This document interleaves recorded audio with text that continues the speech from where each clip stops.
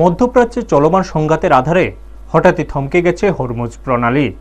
Oman ও ইরানের মধ্য দিয়ে বিশ্ববাজারে রপ্তানিকৃত তেল ও গ্যাসের প্রায় 20% যায়। এই গুরুত্বপূর্ণ জলপথ বন্ধ থাকায় আন্তর্জাতিক বাণিজ্য কার্যত স্তব্ধ। এই প্রভাব পড়ছে ভারতের আমদানি রপ্তানির উপরও। বিশেষ করে চালসহ একাধিক কৃষিপণ্য রপ্তানিতে ক্ষতির আশঙ্কা তৈরি হচ্ছে। সূত্রের খবর, হরমুজ প্রণালী ও সংলগ্ন এলাকায় অন্তত 38টি ভারতীয় জাহাজ আটকে রয়েছে। প্রায় 1100 নাবিকের নিরাপত্তা ও ভবিষ্যৎ নিয়েও উদ্বেগ বাড়ছে।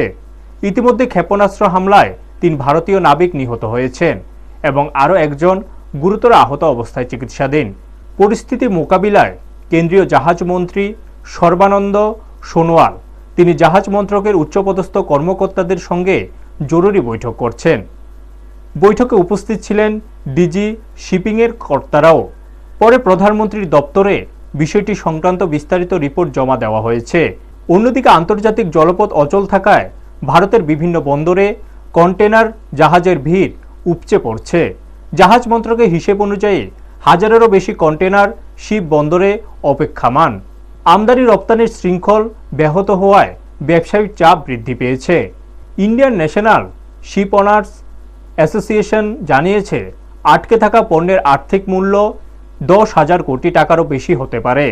এদিকে যুদ্ধবিধ্বস্ত মধ্যপ্রাচ্যের জলপথে প্রায় 23,000 ভারতীয় নাবিক ও কর্মী আটকা পড়েছে বলে অনুমান করা হচ্ছে।